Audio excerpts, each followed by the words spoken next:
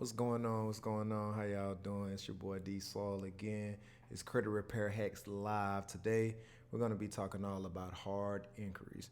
Hard inquiries being reported on your credit score is a bad thing, right? So, what we want to do is limit the amount of hard inquiries, and quite literally, if you have a lot, I'll show you how to get them off. If you have a lot already, tune in. I'll tell you a quick step, quick secret way that I use to get all of my clients hard inquiries deleted from off their credit report. Tap in.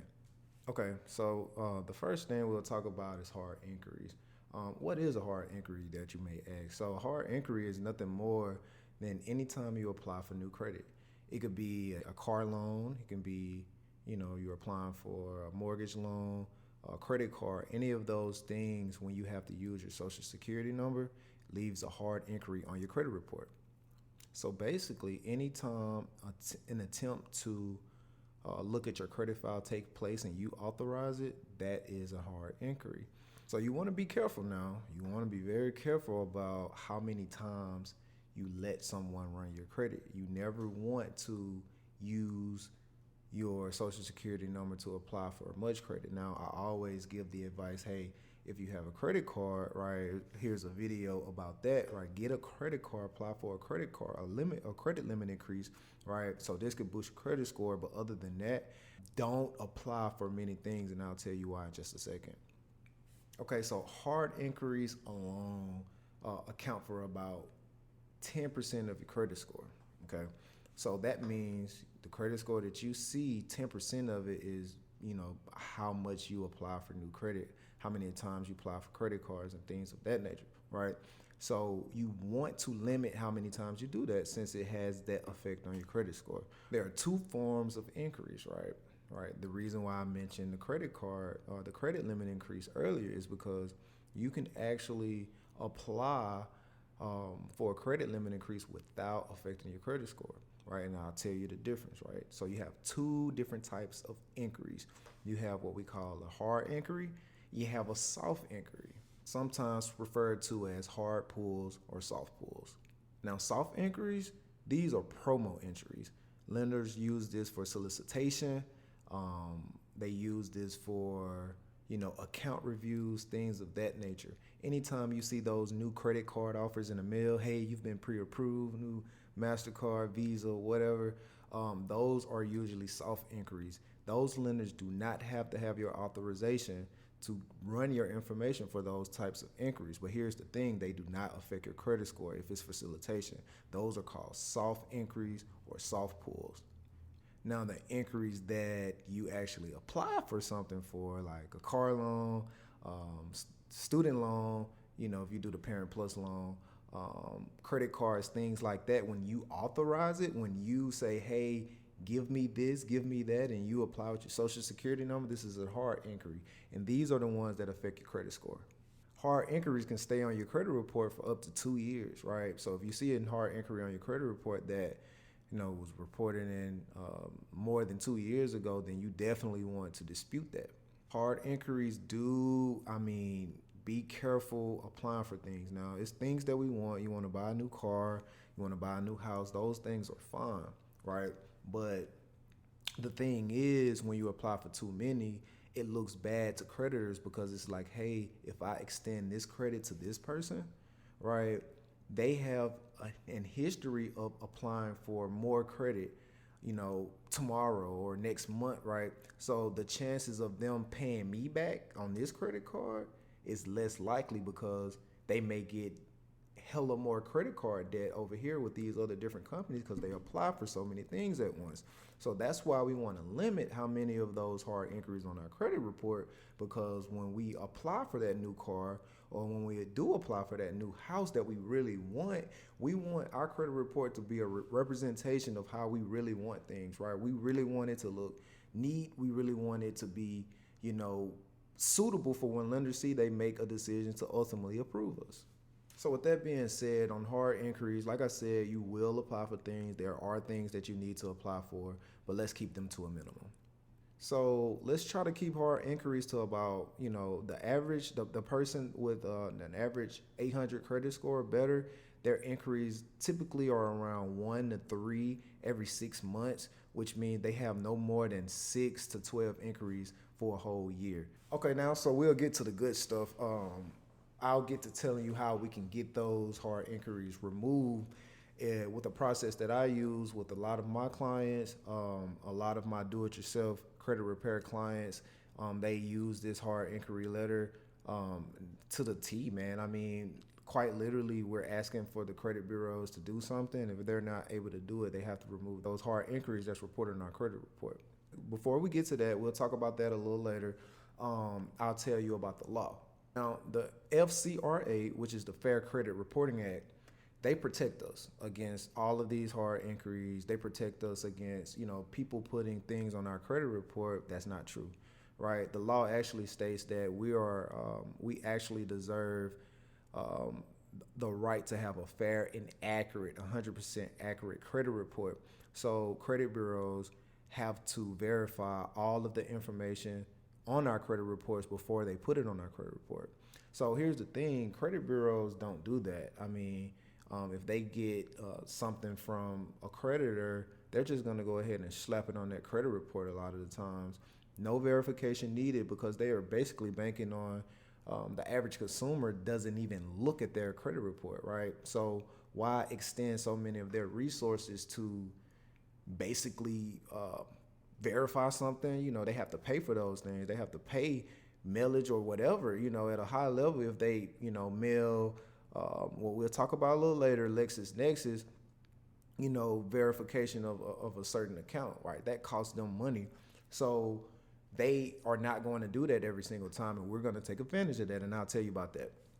But basically, the FCRA has a law, the 607A law, that basically says credit bureaus have to verify all information on our credit reports. They have to verify everything, and you have the right as a consumer to force that, right? So since they don't do it by themselves in the first place, you can step in what we call a dispute, right? This is the formal process of telling the credit bureau, hey, what you're reporting is not correct, or hey, what you're reporting, prove to me that it's correct. And by law, they have 30 days to verify that information, right? They either have to remove it off your credit report, or they have to send you proof.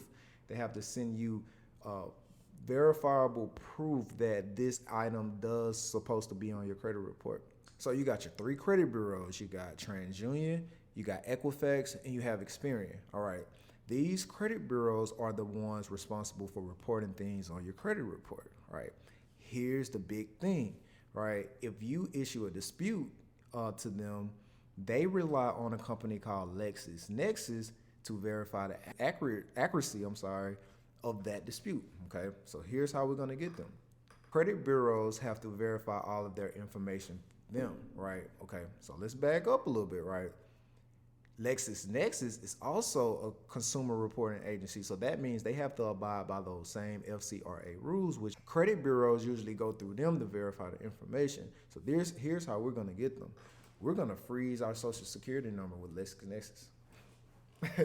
That's right, we're gonna freeze our social security number with LexisNexis, so when the credit bureaus reach out to them trying to verify our dispute, they can't, right, without our written permission, because we froze our credit. So just like when you freeze your credit from the credit bureaus, Equifax, TransUnion, and Experian, when you freeze your social security number with them, when you apply for a credit card and that credit card reaches out to the credit bureaus to verify whether you can get an account, the credit bureaus are unable to verify, right, because you froze your credit, right? You froze your social security number, right? We're just gonna do the same exact thing to the credit bureaus by freezing our social security number with the company that they use to verify information. It's the same thing, it's just reverse psychology, right? So before we send the dispute letters off, what I want you guys to do, the very first step, is to freeze your credit with LexisNexis, right? Go to it's sagestreamllc.com, right? You'll see it right there. It shows freeze your credit or something like that. You click on freeze your credit, and from there it'll direct you directly to LexisNexis, and on LexisNexis is where you freeze your credit score. And you can do all of this online, right? I'm actually gonna post. I'm gonna post in my bio in the description a link so you'll see exactly how to do it. How to do it. It's a free webinar that you can use. It'll take you directly through all of these steps that I'm going to mention today. So remember earlier when I was talking about the 607A, right? What we're going to do there is we're going to go directly to the Fair Credit Reporting app and screenshot it, right? I don't care. Snap a picture if you got a MacBook. Take a screenshot. If you got your iPhone, take a screenshot of it. Keep it, put it somewhere safe, because we're going to use this with our dispute letter. All right, now, so before we dispute, there's a couple of things that we need about the hard inquiry, and there's two real important things. You need to know exactly how it's listed on your credit report, so that's the exact spelling, the exact count number if they have it, all of that. You want to get it. You want to basically copy and paste it directly how it's reported on an official credit report. You want to be careful with Credit Karma because they don't show you all of the things you need to be able to do this dispute that I'm going to show you. So get a copy of your FICO report. Any copy of your FICO report should give you everything you need. And this is more than just hard inquiries. If you want to dispute collection accounts and repossessions, Credit Karma is not going to show you what you need. First of all, Credit Karma doesn't even show all three bureaus. They only show two. So from there, you won't have all information you need for successful disputes. If you've been disputing based on looking at your Credit Karma account, then that's probably why you can't get much results, because they don't show much. But anyway, you want to get a FICO report. And I'll drop a link in the description. You can get all three bureaus for only $1. But the two things that you want to get off that FICO report, you want to get the date that the hard inquiry was authorized, and you want to go get how it's spelled on the credit report, right? You can usually, if you get it on your computer or on your phone, you can, copy and paste it so you'll directly have it on your letter, right? That's what we'll do. That's the second step. And from there, you're pretty much good. You're pretty much good. You got the copy, that screenshot of the FCRA, right? Now you're going to take your dispute letter, right? Just basically say anything along the lines of, hey, by law, you're supposed to verify every account on my credit report or every hard inquiry on my credit report. Please verify immediately. Show me the verification or delete this account immediately, right? That's what you put in your letter, right? You put, certain credit laws, FCRA codes. You can put that in your dispute letter. Make sure you include your name, your social security number, your date of birth. Well, you don't have to put your whole social security number. Just put your last four digits of your social security number. Also put, your current mailing address. Put your current mailing address, the address that you receive mail. Put that on your letter, because that's where they'll try to verify your information. And once they see that that's a match, they'll be required to that those 30 days that they have to respond to your dispute, they'll send it to that address. So that's very important. Now, if they see your current address is one address and on your ID is another address, then they probably try to do a stall tactic and say, hey, show us additional proof. If you just sent out a dispute and you got a letter basically asking for you to show additional identification, that's a stall tactic that credit bureaus use, right? So to eliminate all of the stall tactics, what I always suggest doing is sending 3 forms of ID. That's 2 forms of your address. Again, we want to put our current address, our address where we can prove where we live at. That can be on your driver's license. That could be on a utility bill. That could be on, a cable bill, phone bill, anything that shows your full name and your current address on there. Use 2 forms of that and 1 form of Social Security verification, right? That can be your Social Security card. That could be a tax return that shows your name and your Social Security number. It could also be a W-2, long as it has your name and your Social Security number. That proves that that Social Security number belongs to you. Get those 3 forms of ID, send those with your letter. Now, if you need a sample template of a dispute letter, I have one in the description. I have one in my bio. You can get that. Everything is already pre-written for you. Only thing you have to do is include your name.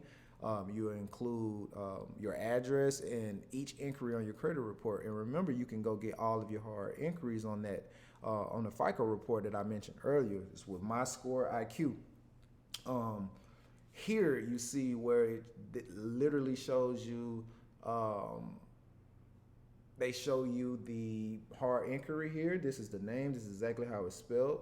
And also right here, you see the date that it was authorized. So you just take both of those things, put it on the dispute letter, and send it out. In 30 days, you should see those things get deleted. Remember to freeze your credit with SageStreamLLC.com. They'll take you to LexisNexis. Freeze your credit with LexisNexis first. So when they go to try to verify that dispute, once they receive your dispute letter, they can't do it. And another thing, send it certified mail, right? So you'll have a tracking number. That tracking number will be able to prove that they receive your letter, right? You'll be able to put in that tracking number from your certified receipt and see that it says delivered, right? And if they don't delete those credit inquiries or those hard inquiries within 30 days and don't send you verification of the proof, you have proof that they got it on this day. That's all you need to send an additional dispute letter and say, hey, you had 30 days to dispute these and did it. Or you can file a complaint with the Consumer Financial Bureau. You got all the proof you need and it can get deleted. But before all of that, I mean, credit, they look at these hard inquiries. There's so many of them. So many people won't do it. They'll just take their chances on go ahead and delete them. They won't even worry about it. Like I mentioned earlier in the video, it takes a lot of resources. They have to actually spend money to do this verification process. So that alone, will they see a dispute letter with 20, 25 hard inquiries and they have to validate all of them from millions of people across the country, man. They'll just go ahead and delete it, right? If they don't have the verification already, they're not gonna fight back and forth and spend all of that money on a hard inquiry. They'll just go ahead and delete it. So send those dispute letters out and you'll be good, man. Clean those hard inquiries off your credit report so you can go get that new house, that new dream home that you want. You can go and get that new car that you've been praying for, man. You got it, right? Just take a few steps and get those hard inquiries off. Get those negative derogatory items off your credit report so you can start getting some of those things that you be wanting. It's right there, man. We've all done it, right? Like I tell people, a lot of people know my story. I took my 500 credit score to over 800. And literally that was because I just took the small steps. I started disputing my accounts the ways that I teach people every day now. I started paying my credit cards down. I started getting the right credit builders, and all of it happened for me. And if it happened for me, it can happen for you. So get that, man. I got a do-it-yourself credit repair kit. You can go in, you can use all of the letters that I have. You have unlimited access to each letter, each round of the credit bureau letters, direct letters to collection agencies, all of that. You'll have access to it. Check that out. All of this is in my bio, from the FICO report to this do-it-yourself credit. If you don't even want to just have a credit repair plan and you just need certain letters, maybe you just want a pay for delete letter, all of that will be in the link in the description. Check that out, man, and leave a comment. Let me know what y'all want me to tell y'all how to do next, whether that's bankruptcies, repossessions, right? I'll show y'all how to get repossessions off, medical collections. Just let me know. Leave a comment below. I'll drop that. We're going to get our credit scores above 700 to the 800s, get the 850, and get all the things we want. Until the next time, Credit Repair Hacks Live. This your boy D. Saul. Peace. Holla.